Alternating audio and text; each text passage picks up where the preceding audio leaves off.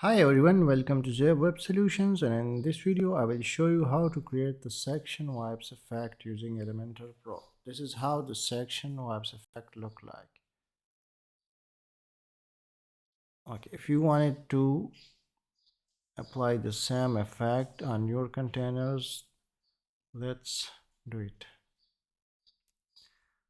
Okay, I have already opened the structure because it lets me easily select the containers. So if you don't know how to open it, just simply click on this icon, the structure, and it will open this panel for you.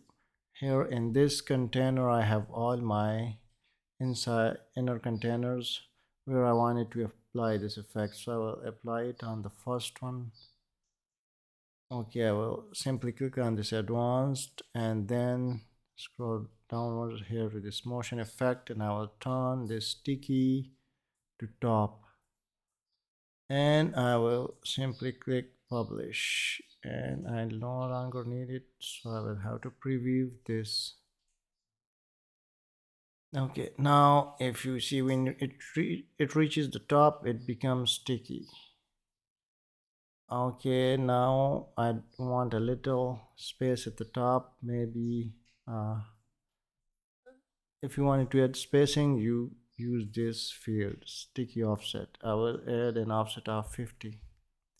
I will simply publish it, and now when I actually scroll upwards and it reaches the top, it becomes sticky with that 50 pixel offset that we just applied. Okay, so now let's apply it to all of the other containers. We can do it manually like this, or we can simply click on this container, select copy, and in the other container I will simply click paste style on all the other containers.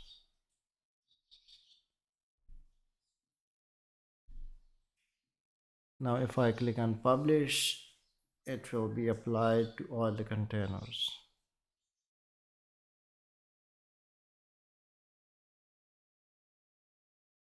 Now if you see, this effect is not looking good because you want it to scroll upwards with the column.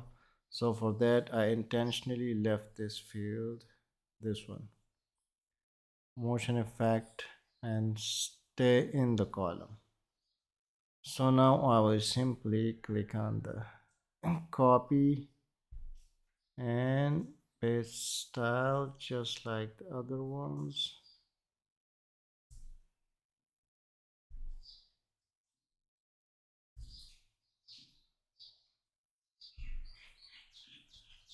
Now if I click on publish,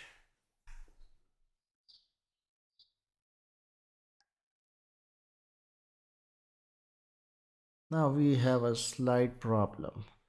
They are not like stacking on top of the older ones. So what we want is when this one scrolls upward, it should be on top of this 2021. So for that we will have to play a little with the z index. So you will have again to select this advanced tab, and here in the z index I will simply give it a value of, let's say, 111.